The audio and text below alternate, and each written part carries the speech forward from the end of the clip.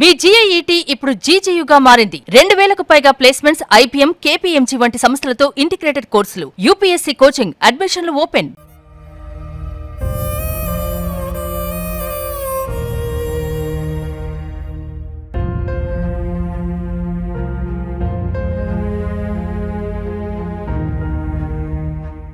కన్నవారికి కొండంత అండగా నిలబడాలని, ఉన్నత చదువులు చదివి కుటుంబ కష్టాలు తీర్చాలని ఆ తల్లిదండ్రుల పెద్ద కుమార్తె ఎన్నో ఆశలతో 7 సముద్రాలు దాటి అమెరికా వెళ్ళింది.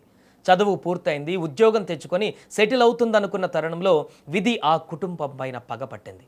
అమెరికాలోని న్యూ జెర్సీలో జరిగిన ఒక ఘోర రోడ్డు ప్రమాదం పల్నాడు జిల్లాకు చెందిన ముక్కెన ప్రసన్న అనే 27 ఏళ్ల యువతి ప్రాణాలను బలి తీసుకుంది. కంటికి రెప్పలా పెంచిన కూతురు విగతజీవిగా మారిందన్న వార్త విన్న ఆ తల్లిదండ్రులు ఇప్పుడు కన్నీరు మున్నీరవుతున్నారు.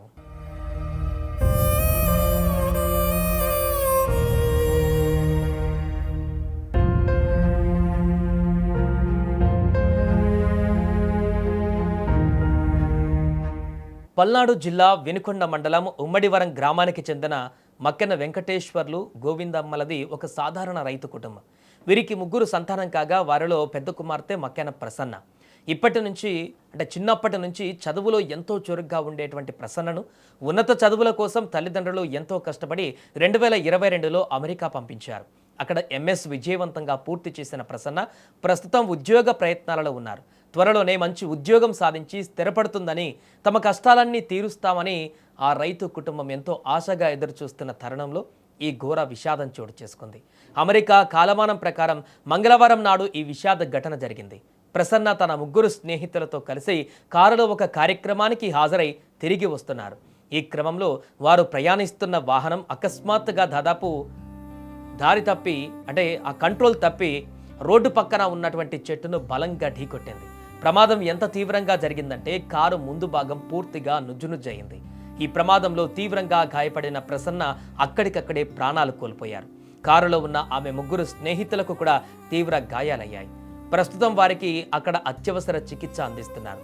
ఇక కూతురి మరణ వార్త విన్న వెంకటేశ్వర్లు గోవిందమ్మ దంపతులు గుండెల విసేలా ఏడుస్తున్నారు.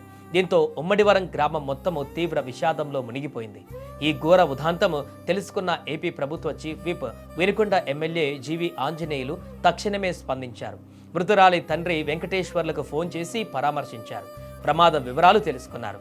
ప్రసన్న భౌతిక కాయాన్ని వీలైనంత త్వరగా స్వగ్రామానికి తీసుకువచ్చేందుకు సంబంధిత విదేశాంగ శాఖ అధికారులతో తానా ప్రతినిధులతో మాట్లాడతామని, ప్రభుత్వం తరపున అన్ని రకాలుగా అండగా ఉంటామని భరోసా ఇచ్చారు. కడసారి చూపు కోసమైనా తమ కుమార్తె భౌతిక కాయాన్ని వీలైనంత త్వరగా భారతదేశానికి, తమ స్వగ్రామానికి తీసుకురావాలని ఆ కుటుంబ సభ్యులు కేంద్ర రాష్ట్ర ప్రభుత్వాలను వేడుకుంటున్నారు. ఎన్నో ఆశలతో అమెరికా పంపిన కూతురు ఇలా శవమై వస్తుందని ఊహించలేకపోయామంటూ ఆ ఊరి జనం కూడా కన్నీరు మున్నీరుగా విలపిస్తున్నారు.